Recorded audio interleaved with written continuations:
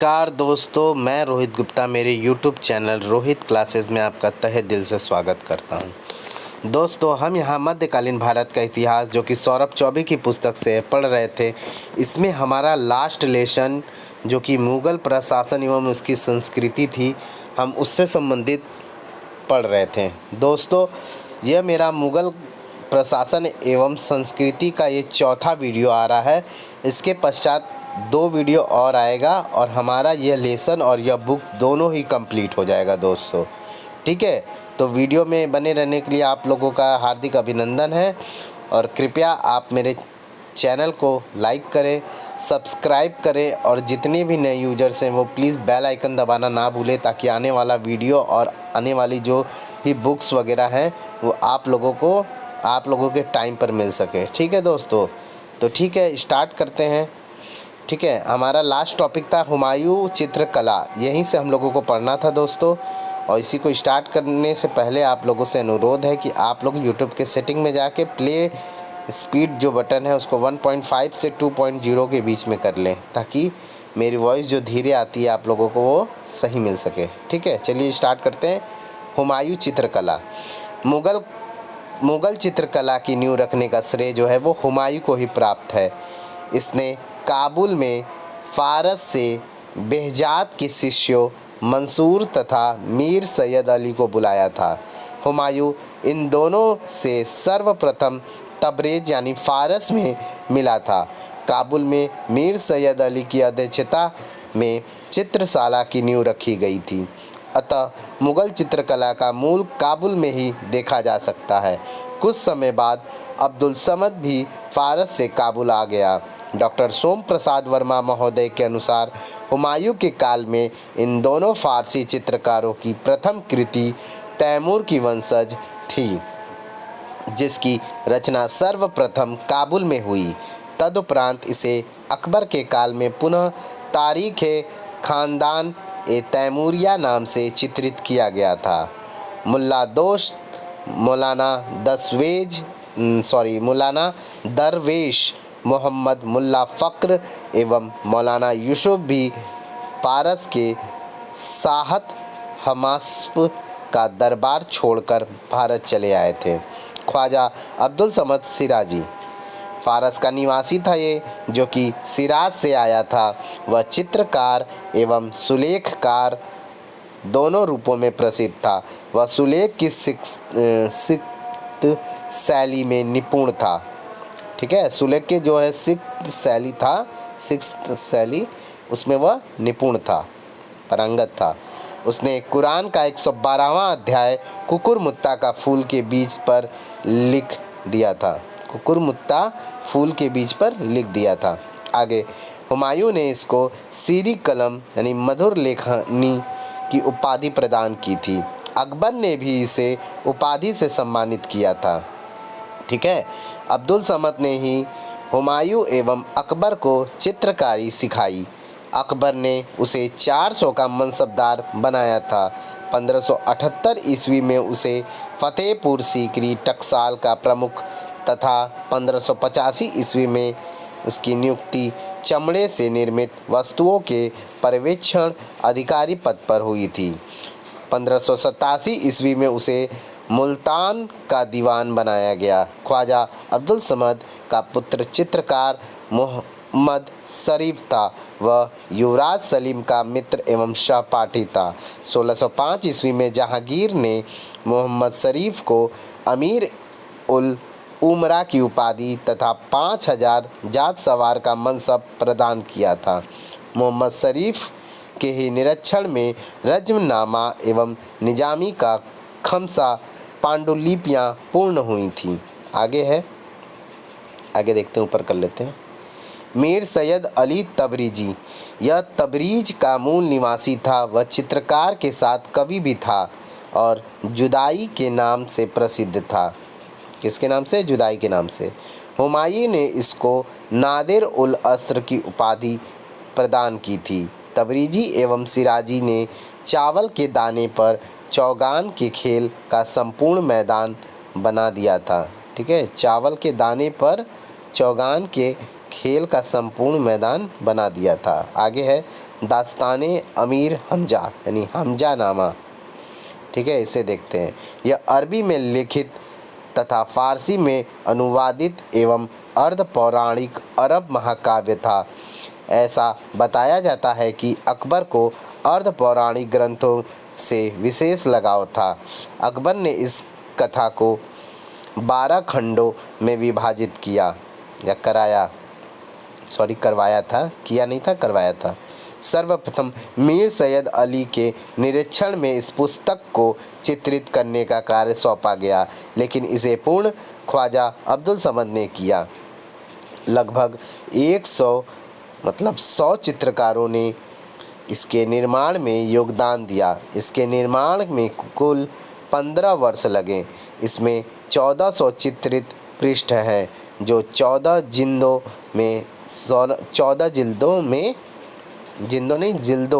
में थे, मतलब पन्नों में थे, 17 पन्नों में थे। ठीक है, आगे। अमीर हमजा पैगंबर साहब के चाचा थे या नहीं, इस पर इतिहासकारों में मतभेद है। ये सारे चित्र लिनेन का जो कपड़ा होता है ना, उस पर चित्रित है। ठीक है, लिनेन का जो कपड़ा होता है, आजकल तो बहुत फेमस है, उसी पर चित्रित है।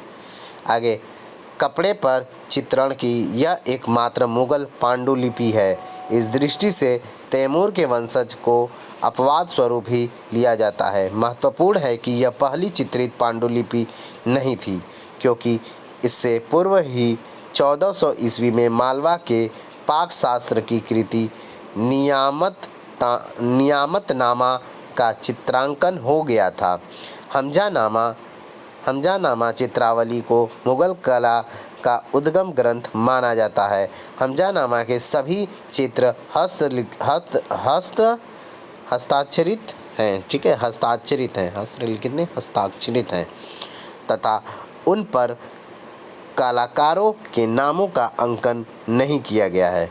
ठीक है, आगे देखते हैं, थोड़ा नोट्स में नीचे है। कुछ लेखकों ने हुमायूं के आदेश पर हमजानामा का चित्रण माना है, लेकिन चित्रकला विशेषज्ञ डॉक्टर सोम प्रकाश वर्मा ने ऐतिहासिक तथ्यों के आधार पर इसे खारिज कर दिया है। उन्होंने इसके चित्र की कालावधि 1560 से 75 ईस्वी स्वीकार की है। ठीक है, आगे देखते हैं। अकबर ने चित्रकला को एक संगठन यानी कारखाना का रूप दिया। सर्वप्रथम इसी ने चित्रकला विभाग का गठन किया, जिसका प्रमुख अब्दुल समद था। अकबर ने उसके निरीक्षण में एक चित्रकला विद्यालय भी स्थापना की थी। ठीक है, उसकी भी विद्यालय की भी स्थापना की थी। अकबर ने चित्रकला को धार्मिक विषयों से मुक्त कराया। उसने अपना रूपचरित बनवाया। अबुल फजल ने आईने अकबरी के 34वें भाग में अकबर के दरबार में 17 प्रधान चित्रकारों का उल्लेख किया है, जिसमें 13 चित्रकार हिंदू थे। अबुल फजल ने यह स्पष्ट किया है कि 100 से भी अधिक चित्रकारों ने चित्रण कला में विशेष कौशल प्राप्त किया है। अकबर के 2 प्रसिद्ध चित्रकार दसवंत एवं दसावन यानी बसावन भी बोला जाता था थे। अबुल फजल के अनुसार विश्व में केवल कुछ ही लोग हिंदू चित्रकारों की समानता कर सकते हैं। यह अबुल फजल का कथन है। ठीक है, कि विश्व में केवल कुछ ही लोग हिंदू चित्रकारों की समानता कर सकते हैं। अकबर ने तैमूरिद परिपाटी अपनाया और पांडुलिपियों के चित्रण पर विशेष बल दिया। आत्मचित्रण देखते हैं। अकबर की चित्रशाला में आकृति चित्रण की एक और शाखा आत्मचित्रण भी फली फूली। इसका सर्वप्रथम उदाहरण मनोहर की खुद की तस्वीर है, जो कि गुलिस्तान ए शादी में संकलित है। आत्मचित्रण मुगलों की मौलिक देन है। आत्मचित्रण से आशय कलाकार के खुद का चित्र स्वयं के द्वारा बनाया जाना। दूसरा आत्मचित्र केशव दास का है, जिस पर देवनागरी लिपि एवं विक्रम संवत में तिथि 1546 से 1590 ईस्वी अंकित है। ठीक है दोस्तों, चलिए आगे बढ़ते हैं। जहांगीर के चित्रकारों में दौलत एवं गोवर्धन आत्मचित्रण में प्रवीण थे। शाहजहां के काल में आत्मचित्रकार प्याग बालचंद तथा मीरार मुराद या मुरार आदि थे। अकबर के समय अनवार सुहेली एक ही नाम है, हरिवंश, रामायण, महाभारत, चंगेजनामा, जफरनामा, अकबरनामा, तूतीनामा, लीलावती, लैला मजनू, खानदाने तैमूरिया, वाक़यात बाबरी यानी बाबरनामा, तारीख़ रशीदी, खमसा निजामी, बहरिस्तान जामी आदि का चित्रांकन हुआ है। अकबरनामा में आगरा के भवन निर्माण कार्य में संलग्न महिलाओं को दर्शाया गया है। बाबरनामा में चित्रण का उल्लेख आईने अकबरी में नहीं है, क्योंकि उस पर चित्रण कार्य आईने अकबरी की रचना के पश्चात हुआ था। निज़ामीकृत पांडुलिपि खमसा 1596 से 97 ईस्वी तथा रज्मनामा का चित्रांकन मोहम्मद शरीफ की निगरानी में हुआ था। मिसिकीन सावलदास, ठीक है, सावनदास, तारानाथ, जिसे ताराचंद भी बोला जाता था, जगन्नाथ, लाल मुकुंद, हरिवंश, फर्रुख बेग, जमशेद, नान्हा, कान्हा, भगवान, केशु, धनराज, सूरदास आदि अकबर के अन्य चित्रकार थे। ठीक है, आगे देखते हैं, ऊपर कर लेते हैं थोड़ा। नाना द्वारा रचित बिहजाद के चित्र ऊँटों की लड़ाई की अनुकृति पर जहांगीर का लेख अंकित है। अकबर की चित्रशाला के बसावन लाल और मंसूर और मिस्की को उस्ताद का दर्जा प्राप्त था। ठीक है दोस्तों, आगे है। अकबर के दरबार में कलमुक वंश का फर्रुख बेग, खुसरो कुली, जमशेद, अब्दुल समद आदि विदेशी कलाकार थे। फिर भी उसके दरबार में विदेशी कलाकारों की संख्या कम थी। हिंदू कलाकार संख्या में उससे ज़्यादा थे। जैसे 17 प्रधान चित्रकारों में 13 हिंदू थे, 4 ही मुस्लिम थे या विदेशी थे। विदेशी कलाकारों में फर्रुख बेग का नाम विशेष उल्लेखनीय है। इससे पूर्व वह काबुल में मिर्ज़ा हाकिम के दरबार में था। फर्रुख चेला का विशेषता थी, ठीक है, फर्रुख चेला का विशेषता थी कि वह पशुओं की आकृतियों को सदैव ढलवा आकारों में निरूपित करता था। अकबर का चित्रकार खेमन, संगत रास, पत्थर तराशने वाला वर्ग से था। दसवंत, केशव, आसी एवं फारस कहार वर्ग पालकी उठाने वाला थे। मांसरेट ने फतेहपुर सीकरी में सक्रिय शाही चित्रशाला का राजकीय कर्मशाला के रूप में उल्लेख किया है। मासीर ए रहीमी से ज्ञात होता है कि अब्दुल रहीम खान खाना के पास निजी चित्रशाला एवं पुस्तकालय था, मतलब खुद का था। आगे देखते हैं। दसवंत, यह जाति का कहार था। अकबर ने उसको अपनी मेहनत से साम्राज्य का प्रथम अग्रणी चित्रकार बनाया था। दसवंत ने चित्रकला अब्दुल समद से सीखी थी। उसे बसावन का प्रतिद्वंदी बताया जाता है। दसवंत को टकसाल के दरोगा का भी पद प्राप्त था, ठीक है, दिया गया था। रज्मनामा, तूतीनामा एवं खानदाने तैमूरिया को उसने ही चित्रित किया था। वह लघु चित्र एवं भित्ति चित्र दोनों बनाता था। अंत समय में वह पगला गया और 1584 ईस्वी में आत्महत्या कर लिया था। ठीक है, अब बसावन देखते हैं, बसावन के बारे में। छवि चित्रकारी, भूदृश्यों एवं व्यंग्य चित्रण में बेजोड़ था। कृष्णकाय घोड़े के साथ मजनू का चित्र, दैत्य के सिर पर खड़ी स्त्री, शहजादी हुमे एवं शेख आदि इसके प्रमुख चित्र हैं। कान्हा भूरा मिस्कीन नन्हा एवं सरवन के साथ बसावन ने दाराबनामा के चित्रण में भाग लिया था।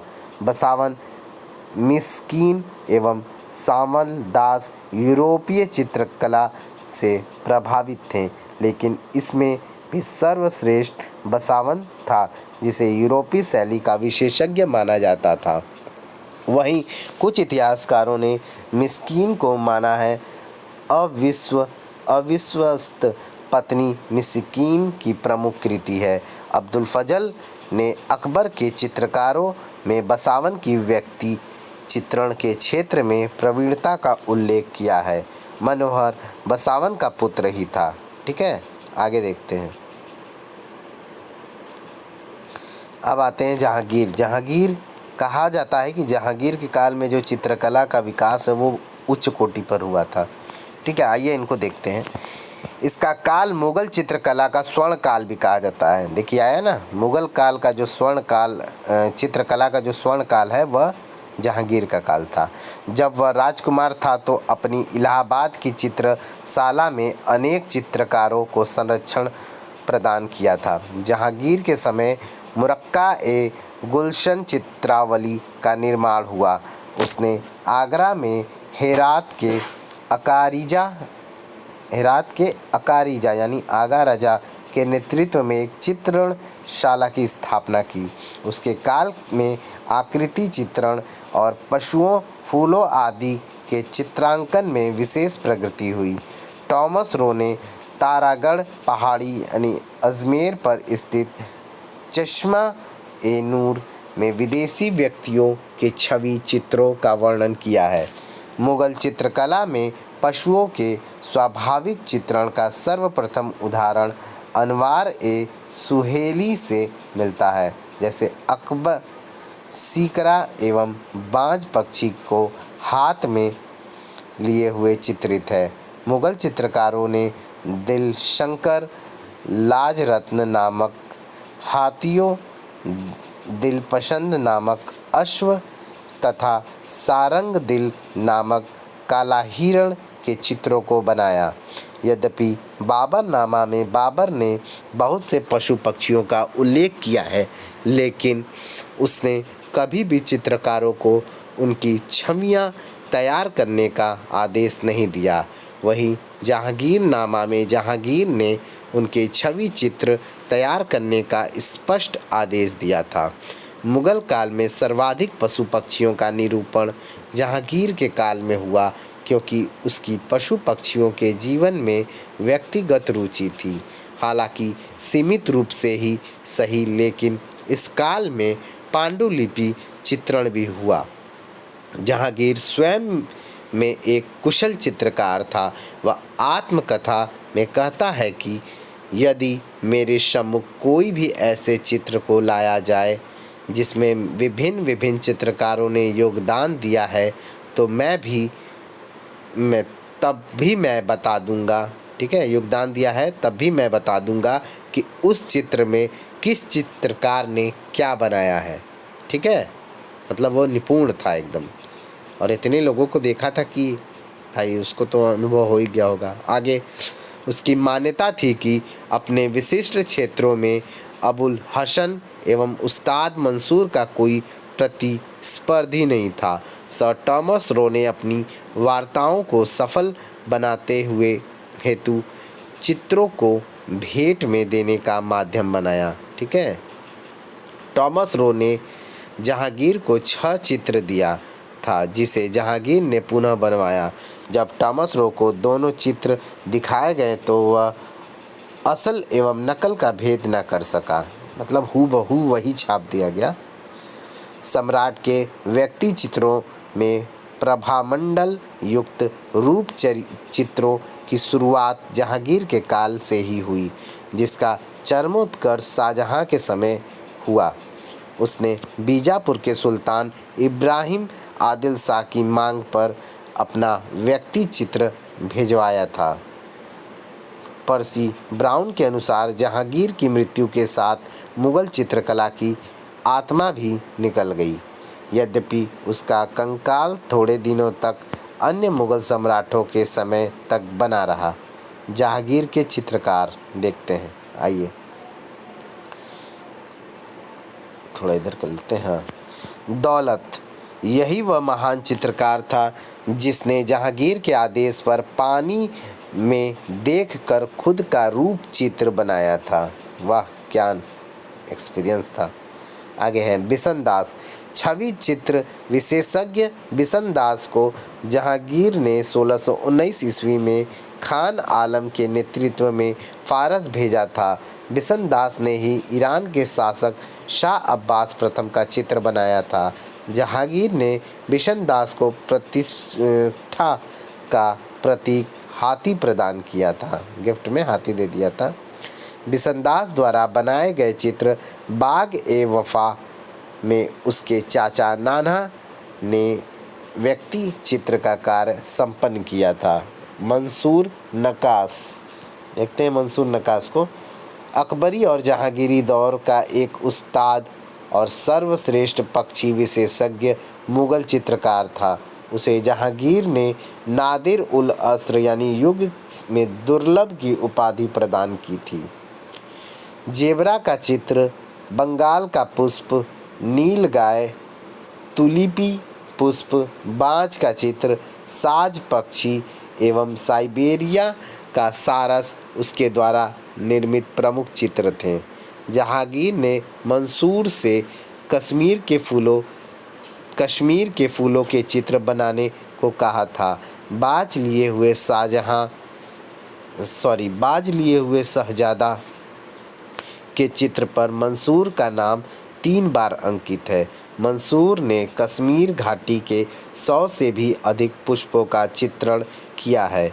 जहांगीर के काल में मंसूर के पश्चात मनोहर एवं पिदारत का नाम आता है, जिन्होंने मंसूर की तरह पशु पक्षियों के चित्रण में सिद्धता प्राप्त की थी। आगे देखते हैं, थोड़ा नोट्स में लिखा है। यह बाज पक्षी ईरानी सम्राट शाह अब्बास ने भेजा था। कश्मीरी यात्रा के दौरान जहांगीर ने अद्भुत साज पक्षी देखा था।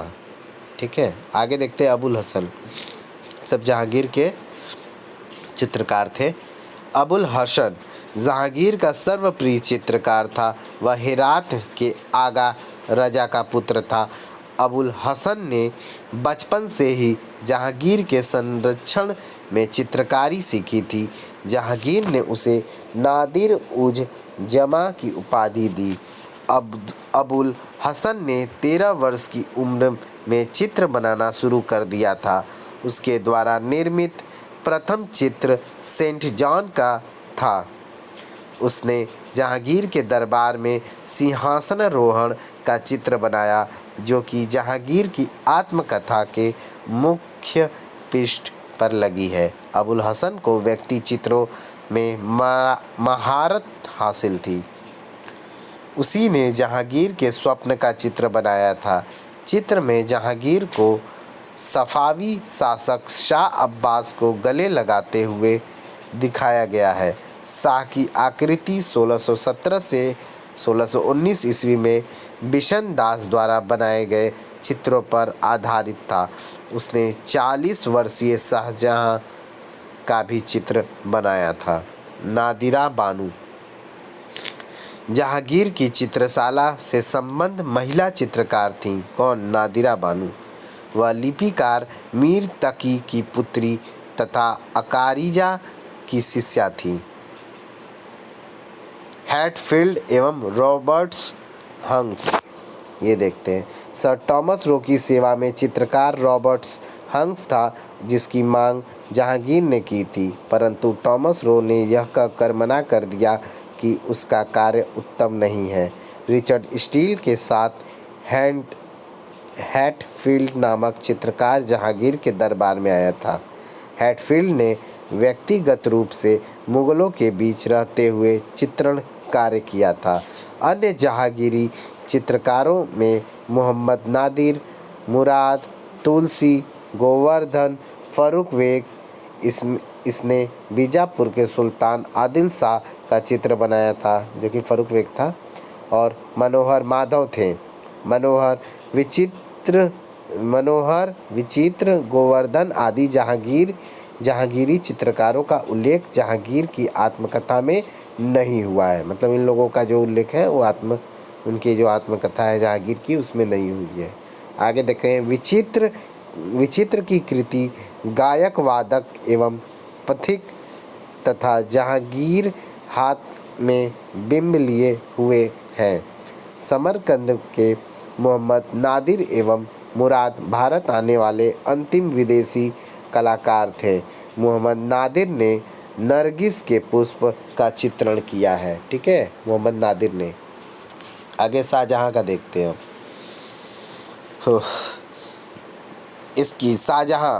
इसकी चित्रकला में रुचि इस तथ्य से पुष्ट हो जाती है कि शाहजहाँ यह पसंद नहीं करता था कि कोई भी चित्र बिना उसको दिखाए जहांगीर को भेंट कर दी जाए।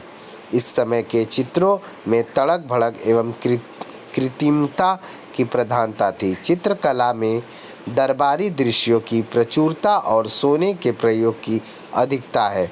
शाहजहाँ के काल में विकीर्ण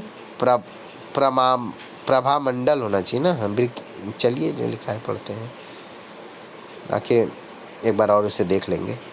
विकीर्ण प्रभामंडल युक्त रुच चित्रों का निर्माण शुरू हुआ। सर्वाधिक छवि चित्रों का निर्माण शाहजहाँ के ही समय में हुआ था। उसका मुख्य चित्रकार फ़कीरुल्लाह था, जो कि चित्रकला विभाग की देखरेख करता था। मीर हाशिम उसका सहायक था, जो रूप चित्रण में निपुण था। मोहम्मद नादिर समरकंदी, मोहम्मद जमा उर्फ पोलो जमा, अनूप मुरार विचित्र एवं उसका पुत्र मकरा उसके अन्य दरबारी चित्रकार थे। विचित्र ने आसफ खां का चित्र बनाया था। पोलो जमा शाहजहाँ के संरक्षण में कश्मीर में पाश्चात्य चित्रों का निर्माण करता था। चित्रों के उदाहरण देखें तो सुनहले वस्त्र धारण किए देवी के संरक्षण में शाहजहाँ, स्वर्ग से देवदूतों द्वारा शाहजहाँ का ताज लेके उतरना आदि। ठीक है। दारा शिकोह स्वयं एक कुशल लिपिकार था। वह फारसी सुलेख कला की विधाओं यानी नस्क एवं नस्तालिक में सिद्धहस्त था। दारा शिकोह द्वारा संग्रहित एल्बम उसकी चित्रकला में अभिरुचि का स्पष्ट प्रमाण है। अनूप छत्र एवं चित्रमन चित्रकार उसके अधीन कार्यरत थे। शाहजहाँ के काल में पांडुलिपि चित्रण के उदाहरण सोज ओ गुदाज, कुलियात एवं पादशाह नामा है। शाहजहाँ की भी पाश्चात्य चित्रों में रुचि थी, क्योंकि उसने डायना का चित्र 700 मसूदीस में क्रय किया था। 700 मसूदीस में क्रय किया था। आगे देखते हैं औरंगजेब के बारे में। औरंगजेब ने चित्रकला का कोई संरक्षण नहीं दिया, अपितु इसका गला घोट दिया। यद्यपि वह कैद में बंद अपने पुत्रों के चित्रों को बनवाकर यदा कदा देखा करता था। मनुची बताता है कि उसने अकबर के मकबरे के सभी भित्ति चित्रों को मिटवा दिया था। उसने बीजापुर के आसार महल के चित्रों को भी मिटवा दिया था। आगे नोट्स में लिखा है, क्या देखते हैं। सोज ओज गुदाज एक प्रेमातुर नायिका के सती होने की कहानी है, जिसे सती होने से बचाने के लिए अकबर द्वारा दानियाल को भेजने का वर्णन है। ठीक है दोस्तों, आगे बढ़ते हैं। प्रांतीय चित्रकला देखते हैं। उद्भव का कारण क्या था। औरंगजेब एवं उसके पश्चात उत्तर मुगल कालीन शासकों ने चित्रकला को संरक्षण नहीं दिया। यही कारण है कि चित्रकार मुगल दरबार से निकलकर उन छोटे छोटे राज्यों में पलायन कर गए जो चित्रकला के नए केंद्र के रूप में विकसित हो रहे थे। शैली देखते हैं। चित्रकला की विशेष शैली को कलम तुलिका या स्कूल कहा गया। ठीक है। प्रांतों में चित्रित पुस्तकें क्या क्या थी? रागमाला, रामायण, गीत गोविंद जयदेव द्वारा लिखा गया था, 12 मासा, रसिक प्रिया, रस मंजरी, भागवत पुराण आदि थे। मारवाड़ संप्रदाय के चित्रकार देवा तथा गुलर संप्रदाय के कलाकार नैन सुख के आत्मचित्र प्रांतों में बने। ठीक है। आगे देखते हैं प्रांतीय चित्रकला कैसे कैसे वो बटा था। एक तरफ वो राजपूत चित्रकला शैली में बटा था, दूसरा पहाड़ी चित्रकला शैली में बटा था। राजपूत चित्रकला शैली में मेवाड़ था, बूंदी कोटा था, मारवाड़ था और जयपुर था। और पहाड़ी चित्रकला शैली में बसौली था, कांगड़ा था और जम्मू था। ठीक है दोस्तों, आगे देखते हैं मेवाड़ शैली। मेवाड़ शैली पर राजनीतिक कारणों से मुगल चित्रकला का न्यूनतम प्रभाव पड़ा। जगत सिंह के काल में मेवाड़ शैली अपने चरम पर थी।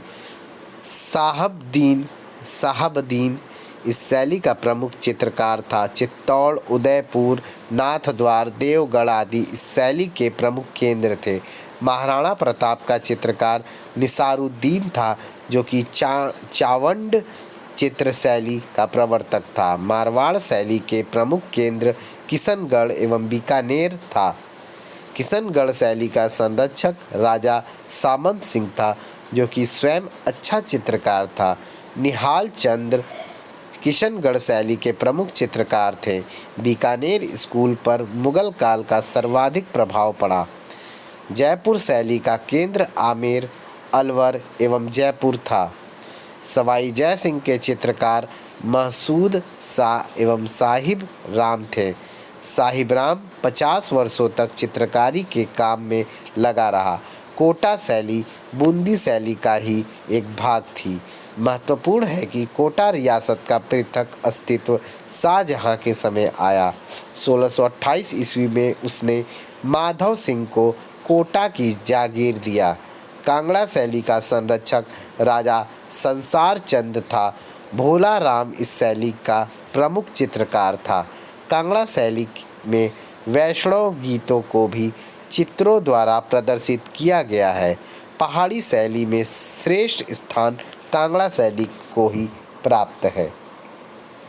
बसौली शैली की महिला चित्रकार मंकूराम थीं। चित्रकला की जम्मू शैली का संरक्षण रणजीत सिंह था।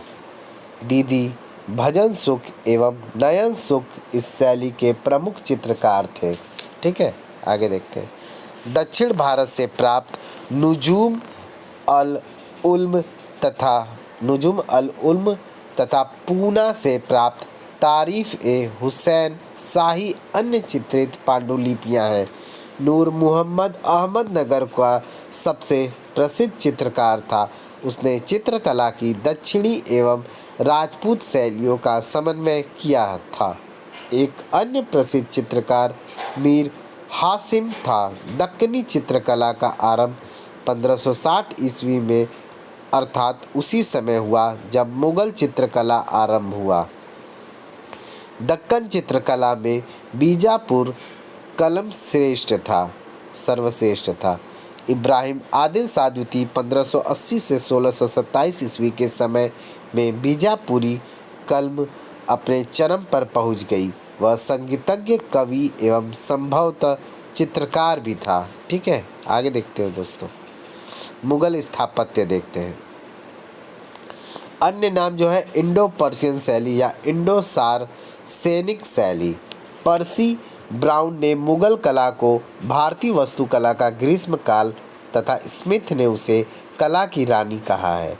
विशेषता क्या है? नंबर 1, हैवेल के अनुसार मुगल स्थापत्य कला भारतीय स्थापत्य कला के आदर्शों की पुनरावृत्ति है। फर्ग्यूसन के अनुसार देखते हैं, स्वाभाविकता, मोहकता एवं भव्यता मुगल स्थापत्य की प्रमुख विशेषता है। क्या क्या है? स्वाभाविकता, मोहकता एवं भव्यता भव्यता। ठीक है, नंबर 2 देखते हैं। मुगल स्थापत्य शैली पूर्णतः भारतीय शैली नहीं थी।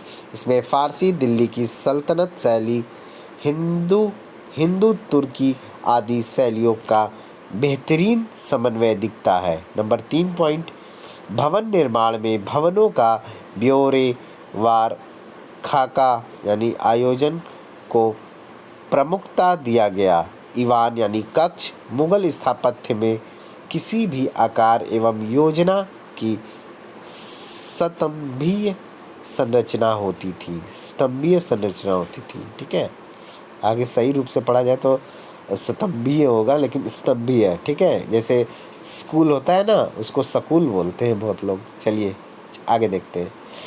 भवनों को वाटरप्रूफ बनाने के लिए सरूज का प्रयोग हुआ, जो कि चूने, रेत एवं लकड़ी की राख का मिश्रण था। नंबर 4 पॉइंट देखते हैं। मुगल स्थापत्य के प्रवेश द्वार पर चाप स्कंध लगते थे। उच्च चाप एक तैमूरी विशेषता है जो मुगल खोज को दर्शाता है। मुगल मस्जिद के बहिर्भाग उच्च केंद्रीय चाप से सुसज्जित है। हाँ, एक बात और कि मुगल स्थापत्य कला का जो स्वर्ण युग कहा जाता है वो शाहजहाँ का काल कहा जाता है। ठीक है, आगे आएगा, देखिएगा। जैसे चित्रकला जो था वो जहांगीर के समय में फलीभूत हुआ था, उसी तरह शाहजहाँ के काल में जो है वो स्थापत्य कला फलीभूत हुआ था। आगे है नंबर 5, ऊपर कर लेते हैं थोड़ा। नंबर 5 है मेहराब, 4 कानों वाले मेहराब एवं हल्ला कर रहा है लोग। तो क्या था? ट्यूडर मेहराब, 4 कोनों वाले मेहराब एवं पिट्रा दूरा मुगल शैली की विशेषता है। संगमरमर के पत्थर पर जवाहरात से की गई जड़ावट पिट्रा दूरा कहलाती है। इस शैली ने ओपस डोरा शैली की जगह ली। एतमद उल दौला का मकबरा पहली मुगल संरचना है जिसमें पिट्रा दूरा का प्रयोग हुआ। वही उसका व्यापक प्रयोग ताजमहल में किया गया है। नंबर 6 पॉइंट देखते हैं। मुगल मकबरों का निर्माण फारसी चारबाग पद्धति के चौकोर उद्यान के रूप में हुआ। ये उद्यान धरती पर कल्पित स्वर्ग के प्रतीक हैं, जिन्हें हस्त विहिस्त यानी 8 स्वर्ग माना गया है। ठीक है, चारबाग पद्धति पर निर्मित प्रथम स्मारक हुमायूं का मकबरा है। आगे है नंबर 7 पॉइंट।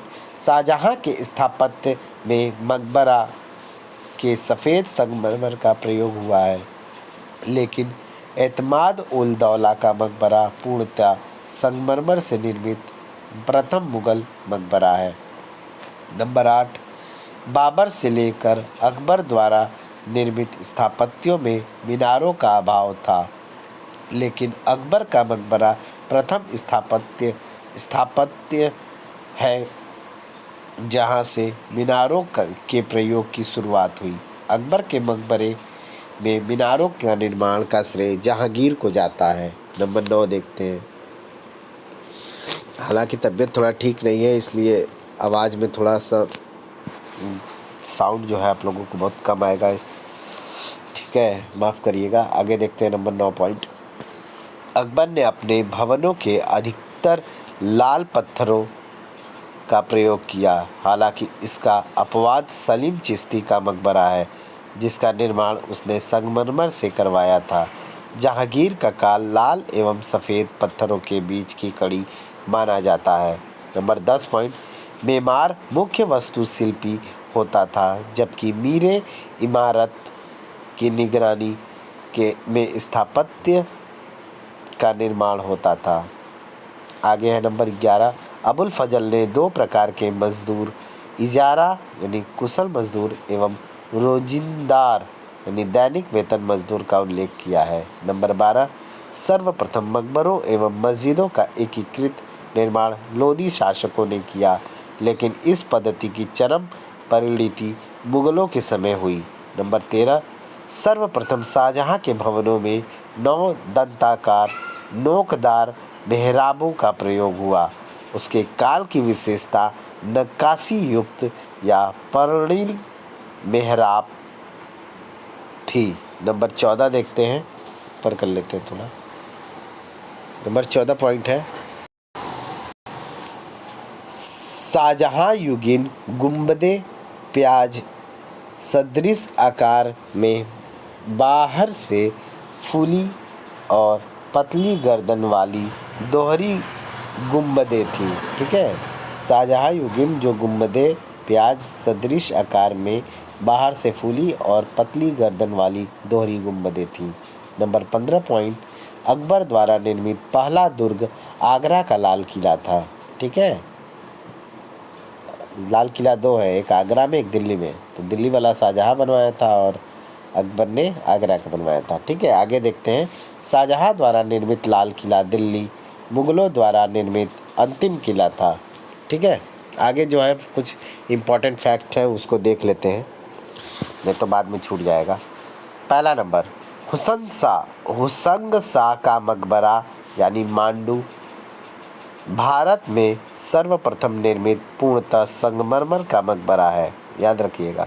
नंबर 2, भारत में पिटरादुरा का सर्वप्रथम प्रयोग राजस्थान के उदयपुर के गोल मंडल मंदिर में हुआ। नंबर 3, इतिहासकार स्मिथ ने मुगल स्थापत्य शैली को इंडो पर्शियन शैली कहा है। नंबर 4, अकबर ने सिकंदर का नाम बहिस्ताबाद रखा था। ठीक है, सिकंदर का नाम जो है वो बहिस्ताबाद रखा था। आगे है नंबर 5, जहांगीर ने लाहौर में मोती मस्जिद तथा शाहजहां एवं औरंगजेब के ने क्रमशः आगरा एवं दिल्ली में मोती मस्जिद का निर्माण करवाया था। ठीक है, याद रखिएगा, इम्पोर्टेंट फैक्ट है, आता है कभी कभी। चलिए बाबर देखते हैं। ग्वालियर के स्थापत्य कला से अत्यधिक बाबर ग्वालियर की स्थापत्य कला से अत्यधिक प्रभावित था। वह कहता भी है कि मैंने ग्वालियर में मान सिंह एवं विक्रमजीत के भवनों का गहराई से निरीक्षण किया है, वे अद्भुत हैं। उसने कस्तूनिया से अल्बानिया के प्रसिद्ध भवन निर्माता सिनान के शिष्यों को आमंत्रित किया था। बाबर ने पानीपत में ईंटों से निर्मित काबुली बाग मस्जिद, रुहेलखंड में जमा मस्जिद, मीर हिंदू बेग द्वारा तथा अयोध्या में बाबरी मस्जिद का निर्माण मीर बाकी द्वारा करवाया था। ठीक है, देख लीजिए, लोग कहते हैं ना, तो प्रमाण यहीं से साबित हो जाता है कि बाबर ने ही बाबरी मस्जिद का निर्माण करवाया था। बाबर ने भवनों के निर्माण के लिए भारतीय संगत रासों को बहाल किया। उसने 680 ईस्वी कर रहे हैं, पागल हो गए उसने 680 संगत रासों को आगरा में तथा 1491 मजदूरों को आगरा, बयाना, सीकरी, ग्वालियर, धौलपुर आदि के भवन निर्माण में नियोजित किया। बाबर ने उर्वा की जैन मूर्तियों को नष्ट करवा दिया था। आगे हुमायूं, स्थापत्य कला की दृष्टि से हुमायूं का भारत से ईरान को प्रवास का अत्यधिक महत्व है। उसने दिल्ली में दीन पनाह एवं शेर मंडल, आगरा एवं फतेहाबाद में मस्जिदों का निर्माण करवाया। हुमायूं का मकबरा स्थित दिल्ली, निर्माता हाजी बेगम। ठीक है, मीर बाकी बनाया था बाबरी मस्जिद को, और हुमायूं का मकबरा जो है हाजी बेगम बनाया था, हुमायूं की जो पत्नी थी, निर्माता है। स्थापत्यकार जो थे वो मिर्ज़ा गियास था, जो मिर्ज़ा गियास था वो मकबरा को बनाया गया उसके द्वारा, फारस का मिराक मिर्ज़ा गियास। ठीक है, विशेष क्या है देखते हैं। इसी मकबरे को ताजमहल का पूर्वगामी तथा एक वफादार बीबी की महबूबा महबूबा ना पेशकश था। ठीक है, इसी मकबरे को ताजमहल का पूर्वगामी तथा एक वफादार बीबी की महबूबा ना पेशकश था। ठीक है, आगे है अकबर के काल की पहली इमारती संरचना यही है जिसके निर्माण में अकबर का कोई योगदान नहीं था। हुमायूं के मकबरे की निम्नलिखित विशेषता है। पहला, ऊपर कर लेते हैं, यह मकबरा चार बाग पद्धति से निर्मित प्रथम स्मारक है, प्रथम मकबरा है जो कि चार दीवारी से घिरा है, प्रकाश हेतु रोशनदान से युक्त है और बाग के बीच में है। नंबर 2, दोहरी गुंबद वाला यह प्रथम मुगल मकबरा है। यह गुंबद ही इस मकबरे में फारसी प्रभाव की प्रतीक है। गुंबद की तुलना समरकंद में बने तैमूर या बीबी खानम के मकबरे से की जाती है। संपूर्ण भवन लाल पत्थर का तथा गुंबद सफ़ेद पत्थर का है। नंबर 3, यह मकबरा नालंदा के पंचरथ से भी प्रेरित था। नंबर 4, 1857 के विद्रोह के समय मिर्जा गालिब एवं बहादुर शाह को इसी मकबरे से गिरफ्तार किया गया था। इस मकबरे में 5 बादशाहों जहांदार शाह, फ़र्रुख सियर,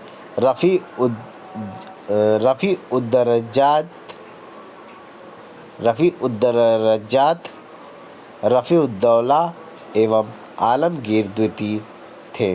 दारा सिंह को तथा अन्य को दफनाया गया है।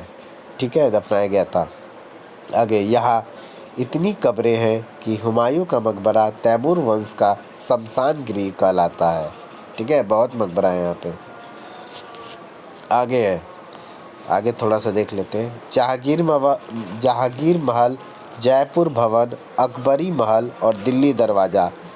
आगरा किला जो है ये अकबर के समय का है। जो है कुछ इम्पोर्टेंट फैक्ट अकबर के समय का जो कुछ इम्पोर्टेंट फैक्ट है वो देखते हैं। ठीक है, जहांगीरी महल था, जयपुर भवन, अकबरी महल और दिल्ली दरवाज़ा। और आगरा का जो लाल किला था वो 1565 में बनवाया गया अकबर के द्वारा। फतेहपुर सीकरी जो है 1572 से 1580 के बीच में। ठीक है, उसमें देखिए अकबर के द्वारा जौनपुर शाही पुल, लाहौर किला, जौनपुर का जो शाही पुल है 1562 में, लाहौर किला जो है वो 1565 में, अजमेर का जो किला है वो 1570 में, अटक का किला है 1581 में, इलाहाबाद का जो किला है वो 1583 में। ये सब आता है सामने। आगे है शेख सलीम चिश्ती का मकबरा, जोधाबाई का महल, पंच महल, जमा मस्जिद, बुलंद दरवाज़ा, बीरबल कोठी, तुर्की सुल्तान कोठी, इस्लाम खां का मकबरा, हिरन मीनार, खास महल, नौ महला, अनूप तालाब और हाथी पोल द्वारा इस सब के द्वारा जो है बनवाया गया था अकबर के समय में। ठीक है, आगे देखते हैं दोस्तों। आगे आगे आगे आ जाता है ये।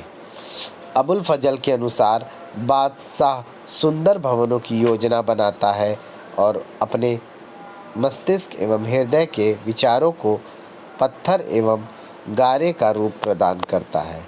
ठीक है, थोड़ा सा और बड़ा कर लेते हैं। ठीक, आगरा का लाल किला अकबरी शैली का प्रथम उदाहरण है। इसका निर्माण 1565 ईस्वी में कासिम खां की देखरेख में ग्वालियर दुर्ग के अनुरूप किया गया। सैन्य विज्ञान एवं भवन निर्माणकर्ता के रूप में विख्यात कासिम खां को ही आगरा किले का प्रमुख यानी साहिब ए रहमती मास चुना गया था। इस किले का प्रवेश द्वार दिल्ली दरवाज़ा था। जहांगीर महल, जयपुर भवन एवं अकबरी महल लाल किले में स्थित अन्य संरचनाएं हैं। जहांगीरी महल पर ग्वालियर के हिंदू स्थापत्य शैली का प्रभाव है। लाल पत्थरों से निर्मित जहांगीरी महल को शाहजहां ने संगमरमर में परिवर्तित करवाया था। जयपुरी भवन में ही शिवाजी को नज़रबंद करके रखा गया था। अपने शासन के अंतिम वर्षों में अकबर ने आगरा को एक बार पुनः मुगलों की राजधानी बना दिया। 1562 ईस्वी में जौनपुर के शाही पुल का निर्माण मुनीम खां ने किया था। मुनीम खां ने करवाया था, खुद नहीं किया था, करवाया था। 1565 ईस्वी में अकबर ने लाहौर किले का निर्माण आगरा किले के साथ ही कराया। 1570 ईस्वी में अजमेर किले का निर्माण करवाया गया। अजमेर में ही अकबरी मस्जिद का निर्माण हुआ। 1581 ईस्वी में अटक का किला सिंधु नदी के मुहाने पर बनाया गया। इस किले को सिंध सागर एवं अटक बनारस भी कहा गया है। महत्वपूर्ण है कि कटक बनारस, ठीक है, किला साम्राज्य के दूसरे छोर पर था। 1583 ईस्वी में इलाहाबाद किला बना।